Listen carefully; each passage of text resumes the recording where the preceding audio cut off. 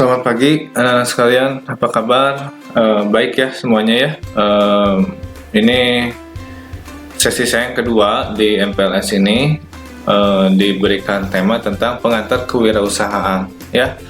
Jadi memang MPLS ini disusun sudah ada panduannya dari pemerintah, termasuk materi-materinya yang perlu disampaikan apa, walaupun dikasih keleluasaan untuk mengeksplorasi materi, tetapi judul materinya sudah ada. Nah, salah satunya ada PKN ya, tentang bela negara, cinta tanah air begitu.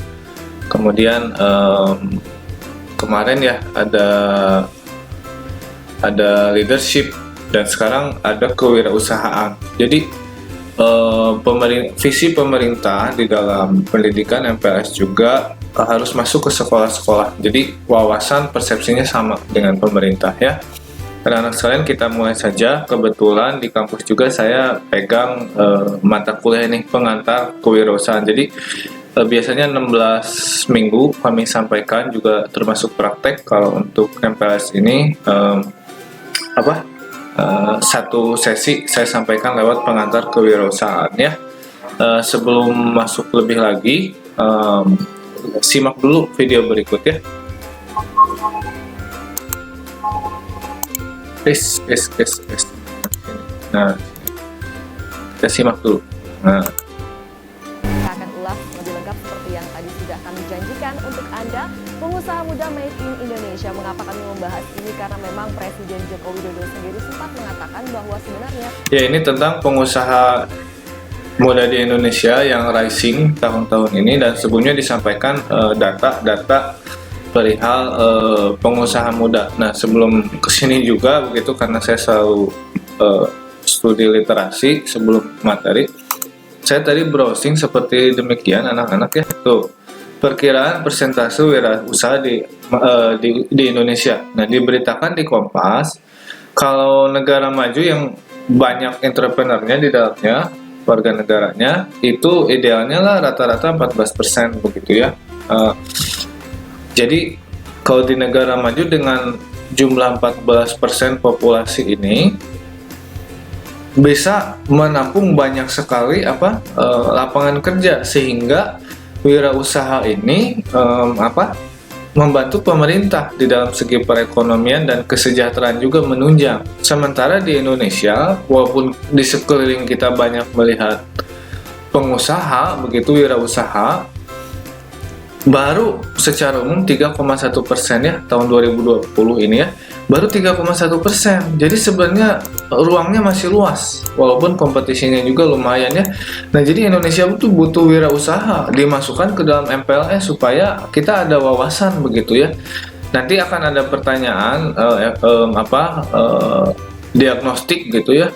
Kenapa harus belajar wirausaha? Emang saya akan jadi pengusaha? Nanti kita akan jawab itu ya. Nah, jadi di Indonesia ini baru 3,1. Di video ini di YouTube-nya, kalau Anda lihat, Indonesia itu berusaha 4 kali lipat, betul. Berarti seirama 4 kali lipat, 12%. Nah, bisa menopang orang-orang bisa bekerja dan diharapkan bisa sejahtera ya. Nah, kita simak dulu ya data-datanya ya. jumlah entrepreneur di tanah air ini kurang dari yang semestinya dibutuhkan. Tuh, kurang katanya. Menjot pembangunan dan juga perekonomian di tanah air. Jumlah entrepreneur waktu itu Presiden menyebut di Indonesia hanya ada 3,1% saja. Padahal di negara-negara yang maju atau developed countries ini jumlah entrepreneur setidaknya ada 14% dari populasi. Nah, inilah yang membuat kami tertarik untuk membahas seperti apa iklim langsung ya. butuh lebih banyak entrepreneur. Nah, saya langsung aja. Ini entrepreneur kebanyakan mereka itu cari ide. Perhatikan ya anak-anak sekalian yang terkasih. Core kita nanti wirausaha itu adalah ide. Ide itu mahal banget ya. Memang banyak pengusaha yang nanti kita di sini ada di daerah sini, anak-anak muda yang sudah wirausaha, bisa jadi mereka sebelumnya memang sudah turunan wirausaha atau sudah ada modal. Tetapi bukan itu nomor satu. Ini nih, sumber daya manusia di dalam idenya yang paling penting. Ide itu mahal ya. Ide itu paling mahal ya. Jadi ingat-ingat ini ya, jangan sampai ke copy orang lain, itu orisinil. Jadi mereka itu ke sini ya, lihat market. Kemudian perhatikan ini ya, selain punya ide, seninya di dalam usaha itu adalah marketing, bukan produksi. Semua orang bisa produksi, tetapi memasarkannya gimana? Banyak rekan-rekan saya juga yang saya kenal yang berhubungan dengan saya, mereka bisa produksi tetapi marketingnya sulit di lapangan tuh ya. Bagaimana? Nah, mereka cari ide, bahwa ide bisa nggak diterapin nih di sini nih. Nah, pada saat diterapin ini membuat solusi baru, kan ingat nih, kita bikin layanan atau produk itu kan solusi atas kebutuhan masyarakat. Jadi lihat pasarnya ada nggak, jangan sampai kita bikin yang tidak dibutuhkan begitu. Ya, kemudian nanti akhirnya sekalian menyediakan lapangan kerja, mampu nggak menghadapi tantangan lingkungan sosial ekonomi. Tantangannya luar biasa ini teh, ya. Ada tantangan secara ekonomi dan sosial, kemudian teknologinya tersebut ramah lingkungan nggak, dan ini akan menunjang kepada pemerintah ya. Nah, gitu aja tentang konsep ini ya, bagus ini. Nah sekalian, nah ini lihat, ini negara-negara yang entrepreneurship-nya berkembang dan negara yang ramah terhadap wirausaha begitu ya, regulasinya. Ini paling nomor satu ini US ya, makanya orang pada kesana, teman saya juga kesana ya. Di sini sudah punya toko, sebenarnya cukup sih dia, tapi dia kesana ya, jadi karyawan biasa, tapi lumayan per jamnya dapat ya, lumayan per jam dapat lumayan. Nah, kemudian Indonesia ada di nomor 94 dengan 21% ya. Jadi tantangan ini di Indonesia. Kita lihat wirausaha muda ya. Usia 15 tahun sempat mengalami penolakan oleh berbagai pihak pada saat mencari sponsor untuk acara yang digagasnya, namun akhirnya sudah yang dikatakan baru berusia 20-an tahun tetapi omset usahanya menembus ratusan juta rupiah. Tuh, ya. Yang pertama ada Putri Tanjung, CEO dan founder dari Creative Winner Event Creator. Ini sudah berusaha di bidang I.O. sejak usia 15 Tuh tahun. ya, idenya I.O. ya. Harus cari dulu ada nggak kebutuhan di bidang I.O. ya. Nah, kemudian pemodalannya bagaimana? Pasar ada, karyawan ada yang menggerakkan, jalan saja gitu ya. Mengalami penolakan oleh berbagai pihak, berhasil menjadi pengusaha I.O. yang menggabungkan konsep entertainment dan juga inspirasi. I.O. ya. Nicholas Kurniawan masih berusia 20 tahunan juga, dan ini adalah pengusaha eksportir ikan hias.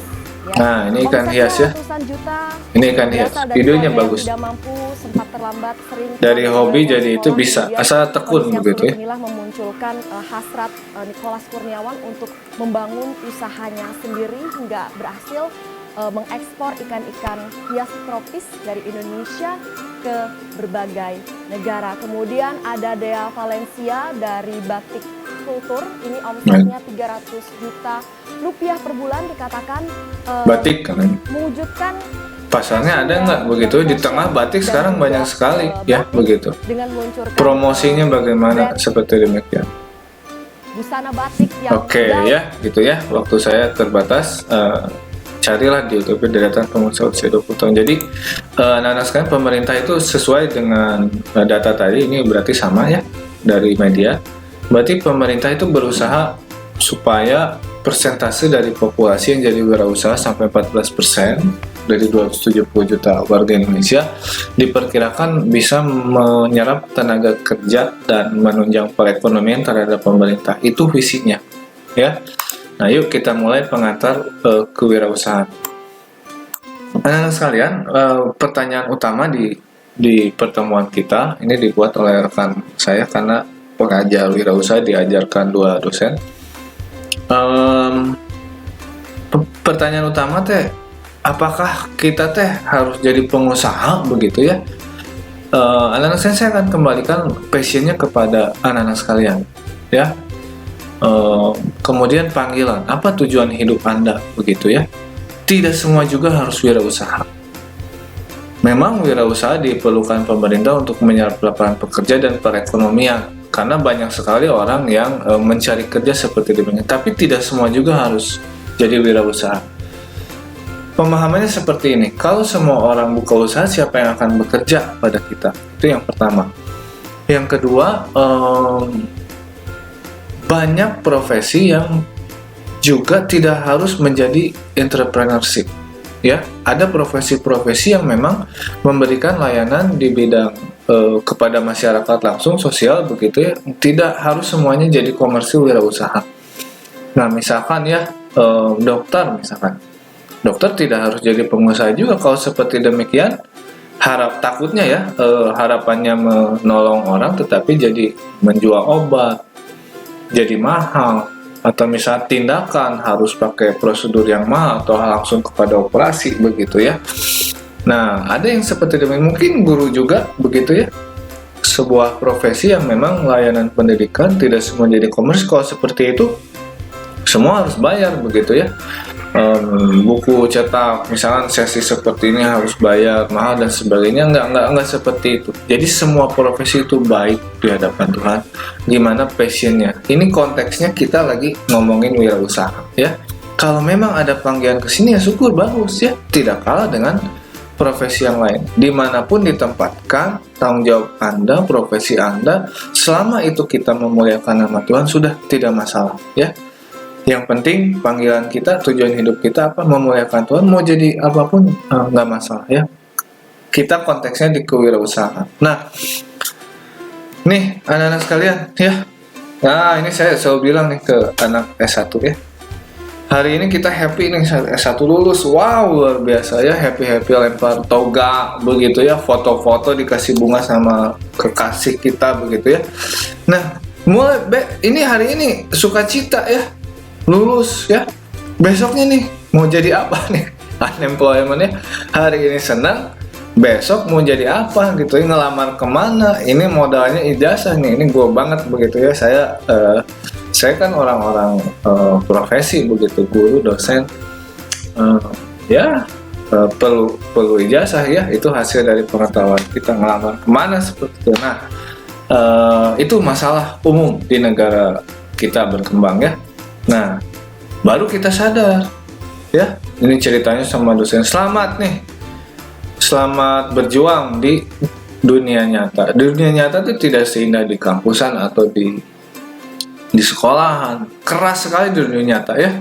Kita punya impian, ternyata begitu bekerja, tenaganya banyak kita kan, ternyata dapatnya segini. Mungkin seperti itu ya. Nikmati saja. Ini dunia nyata seperti ini, banyak tantangan. Berdoa terus supaya Tuhan bukakan jalan ya. Nah, tuh ya. Saya nggak tahu nih sebelumnya kalau lulus ini begitu menyakitkan ya. Selamat datang ke dunia nyata. Ngeri banget. Nah, semua orang pengen kesini kan ya. Anak-anak saya juga selalu seperti ini ya.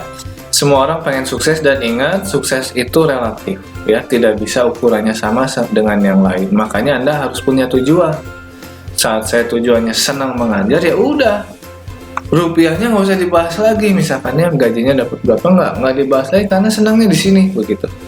Saat anak-anak sekalian punya cita-cita sudah didapatkan, udah senang aja. Rupiahnya nggak usah dibahas lagi, passionnya ke sana. Tuhan tunjukkan jalannya ke sana begitu ya. Yang penting memuliakan Tuhan. Bagaimana Anda bisa berkontribusi bagi masyarakat, nama Tuhan ditinggikan dan dipermuliakan. Itu sukses kita ya. Nah, ini start kita. Nah, ini harus tetap setahap ya. Harus tetap setahap. Tidak ada orang yang sukses di sini sekarang. Sok cek siapa tadi ya, pengusaha muda tadi ya, Putri Tanjung atau CEO muda begitu ya. Tidak ada yang sukses dengan enak begitu, tidak ada. Pasti mereka ada pergumulannya. Kita senang melihat orang wah sukses. Anda nggak tahu dia itu produksinya seperti gimana. Kita senang lihat orang sukses ya, wah ngomongin dia sukses hebat. Nggak tahu Anda, dia bangun subuh mungkin ke pasar mengolah sampai akhirnya disajikan. Itu tuh perjuangan luar biasa. Belum saingan dengan orang lain, belum produk kita perizinan ke pemerintahnya bagaimana. Misalkan ada pedagang saingan, itu kan sangat menjadi tantangan bagi kita. Nah, jadi jangan dilihat ininya ya. Nah, lihat ininya, step-stepnya, pasti berjuang ya. Tidak ada yang bodoh di dunia ini, anak-anak sekalian juga tidak ada, kalau kita mau berusaha ya. Kadang saya suka ceritakan di kelas bagaimana perjuangan saya juga begitu menempuh kuliah begitu. Nah, anak-anak sekalian, tidak ada orang yang bodoh. Kalau mau belajar pasti bisa ya, tetapi tidak ada orang sukses yang malas. karena stepnya harus dijalani, berat seperti itu. Gagal satu, coba yang kedua, gagal dua, coba yang ketiga, seperti itu selalu. Sama, saya juga, semua sama ya.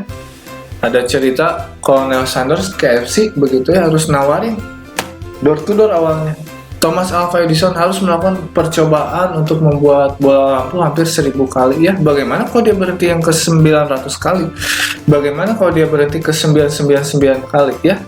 Nggak akan ada tuh bola lampu yang penemuannya sangat generik di masyarakat ya, dipakai semua orang. Nah, ini nih stepnya, harus berpikir, analisis, berencana, mencoba ya, coba lagi, terus coba sampai sini ya. Hebat, luar biasa ya.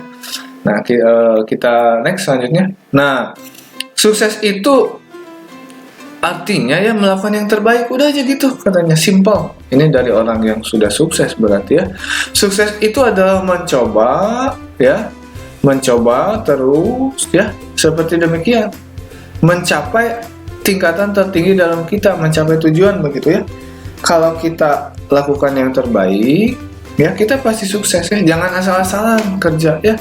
Jangan hanya pengen dilihat bos, enggak, saya enggak seperti itu. Ya udah, ini diri saya selalu kasih yang terbaik buat anak-anak, hasilnya pasti beda ya. Nah, tuh realitas setelah kelulusannya, sistem pendidikan di Amerika di tahun 70-an hanya melahirkan lulusan singularitis. Artinya apa? Punya mental guru, pengen menjadi pegawai negeri atau pegawai swasta ya. Terlebih dari itu, khususnya seperti di Indonesia ya. Nah, perlu sekali orang-orang yang mampu menciptakan peluang kerja. Idenya apa? Tadi simpel tuh, I.O. ya, I.O. ngumpulin orang aja, bikin konsep, kan itu ide. Selebihnya baru kita pikirin modal dan orang-orang yang melakukan, dan pasarnya ada enggak, dan promonya bagaimana begitu. Tadi ikan hias ya, mungkin ide yang lain apa? Dari hobi fotografi, nanti kita punya anak buah, begitu, seperti itu. Terus aja lama-lama jadi berkembang. Tidak akan bisa jalan kalau kita banyak pikiran, pengen ngambil mengambil sesuatu begitu pakai ini kita, kan nggak bisa semua, nggak bisa semuanya, itu rakus. Jadi harus fokus seperti demikian anak-anak ya. Nah, wirausaha, entrepreneur ya. Nah, wirausaha ya pengertiannya langsung apa ya? Orang-orang yang mengkoordinasikan dan mengatur atau menerima resiko dari sebuah bisnis atau badan usaha. Nah, jadi wirausaha itu adalah orang yang mengkoordinator dan mengatur semua sumber daya untuk mencapai tujuan atau mencapai sebuah laba di dalam organisasi, seperti demikian. Pak, saya tidak mau jadi wirausaha. Tidak apa-apa, kami hargai anak-anak sekalian. Ada yang mau jadi profesi, nggak apa-apa ya. Yang penting di dalam wirausaha nanti kita belajar. Nah, ini nih, nanti ada etika wirausaha, sifat-sifat yang diperlukan jadi wirausaha: jujur, tanggung jawab, menepati, taat hukum, suka membantu, komitmen, dan mengejar prestasi. Nah, ini nanti kita bahas. Nah, walaupun nggak jadi wirausaha anak-anak sekalian, tetapi nilai-nilai ini perlu ada di dalam setiap individu, khususnya seorang siswa. Begitu pemerintah juga. Yang penting pemerintah saat ini menabur lewat MPLS dalam materi wirausaha. Yang penting ada nilai-nilai ini. Walaupun nggak jadi wirausaha, ini mah harus ada, apalagi jujur. Nah, selebihnya nanti anak-anak sekalian ngambil keputusan jadi wirausaha apa enggak, itu lebih lebih Anda yang putuskan, tetapi ini perlu, yang ini tuh perlu, ini perlu ya. Nah, bagaimana ya? Jadi ngerti ya. Yang kedua, Mister, saya mah nggak usah, kalau gitu saya nggak usah kuliah aja, dan saya tinggal lanjutkan, papa pengen seperti Putri Tanjung misalkan. Silakan, itu pilihan Anda, tetapi tetap kami sarankan bahwa seorang wirausaha juga jadi pemimpin, kemarin kita sudah bahas, perlu ada suatu pengetahuan. Jadi tetap belajar harus yang tertinggi. Selebihnya Anda ngambil keputusan ya. S1 beres, silakan. Kejar cita-cita setingginya gitu ya. Baru Anda yang memutuskan mau jadi apa. Nah, Wirausaha itu artinya juga bahasa Inggrisnya istilahnya entrepreneur, tetapi karena perkembangan zaman ada yang entrepreneurship ini ada berkembang, ada technopreneurship. Jadi pengusaha ya yang apa? Yang dipadukan dengan techno dan cyber promosi. Prinsip ini dia promosikan produk-produknya lewat teknologi internet. Kalau nyetak spanduk itu kan 15.000 per meter. Kalau spanduk 4 meter berarti 15.000 kali 4 meter persegi jadi 60.000. Khasiatnya atau fungsinya cuma bisa dilihat di satu tempat, tetapi pada saat kita promosi di media, Instagram dan apalagi yang berbayar, itu kan bisa dilihat semua orang, jadi masif dan cepat seperti itu dan lebih menarik. Nah, jadi berkembang entrepreneurship itu sekarang bisa menjadi techno dan cyberpreneurship. Saya dapat mata kuliah ini 3 SKS di S2 ya. Di S1 ini dapat 2 SKS. Di sini dapat 3 ya. 3 SKS kalau nggak salah. Nah, kita lanjut aja. Nah, wirausaha itu model prosesnya dari inovasi, ada event, implementasi dan pertumbuhan. Nah, di sini kita idenya di sini. Misalnya nih, saya mau bikin startup ini misalkan saya cuma ada satu tempat, saya kerjanya foto barang orang dan kami lakukan jasa untuk promosiinnya. Kan orang nggak ngerti komputer nih, nggak punya foto studio dan sebagainya. Saya mau lakukan seperti itu. Nah, apakah ada inovasi nggak di daerah kita udah lakukan? Belum ada, lakukan. Misalkan makanan juga mau bikin bakminya apa yang belum ada, nah dipikirin seperti itu inovasi. Jadi harus ada daya pembeda, kalau nggak kita nggak bisa bersaing ya. Sama di sekolah juga seperti itu, program pengembangannya kemana ini sekolah, begitu bukan hanya menempuh kurtilah saja. Nah kemudian ada eventnya, lakukan ada eventnya, ada waktu untuk lakukan, kita buka usaha tersebut ya. Kemudian implementasikannya dilakukan, diterapkan semua ide-ide tadi ya, mana yang jadi implementasi itu diterapkan tuh bukan kita dapat ide caplok aja diterapkan aja mentah-mentah, nggak seperti itu. Cocoknya gimana dengan nilai-nilai dan budaya yang ada di masyarakat kita di sekitar. Dan terus terakhir pertumbuhan, ini tinggal melakukan aja, tekun begitu ya. Jadi harus memang bikin bisnis tuh harus fokus anak-anak sekalian ya. Harus fokus, dan nanti Anda jadi leader juga harus membuat karyawan kita termotivasi terus ikut fokus juga sebagai bagian dari dia untuk sama-sama berkembang. Nah, start awal seorang pengusaha itu berani mulai ya, jangan nunggu-nunggu idenya keambil sama orang. Saya pernah seperti itu, punya ide orang ya, sok bikin aplikasi apa yang belum ada misalnya. Nah, berani menanggung resiko ya, itu mah rugi mah udah jadi makanan sehari-hari begitu. Tetapi harus diperhitungkan, jangan wirausaha tidak takut rugi malah rugi benar, tapi harus ada perhitungan ya, margin ruginya segimana. Nah kalau kita usaha modal 500.000, usaha balik lagi 500.000, memang tidak rugi, tapi bagi saya rugi. Anak-anak saya kenapa rugi waktu dan rugi tenaga ya, harus ada lebihnya lah. Harus cermat, penuh perhitungan ya. Nanti kita belajar marketable mix, kemudian manajemen nanti ya, POAC gitu, marketable mix. Jadi perhitungannya teh marketable mix teh money. Jadi pada saat buka usaha teh orang-orangnya ada nggak, uangnya ada nggak, money, materialnya ada nggak, money materi mesinnya ada nggak dan sebagainya ya. Kemudian marketnya ada nggak, nah itu harus dihitung ya. Rencananya jelas nih ya, dari ide atas sampai ide bawah dilakukannya bisa nggak seperti itu. Nah anak-anak sekalian memang sekolah lah tinggi ya, nanti belajar ilmu manajemen, ilmu pengelolaan.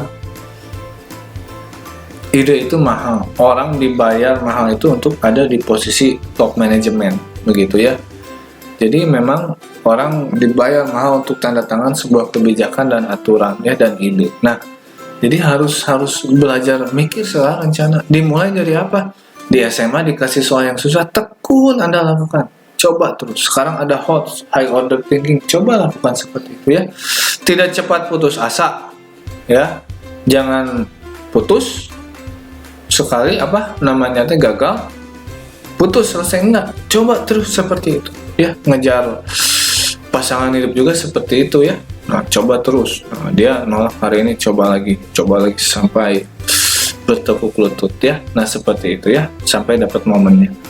Nah, optimis terus, penuh yakin ya. Selain optimis ya harus berdoa juga. Karena kalau Tuhan tidak kehendaki juga, mau optimis seperti apa tidak ada jalannya. Tapi harus tetap optimis, positif.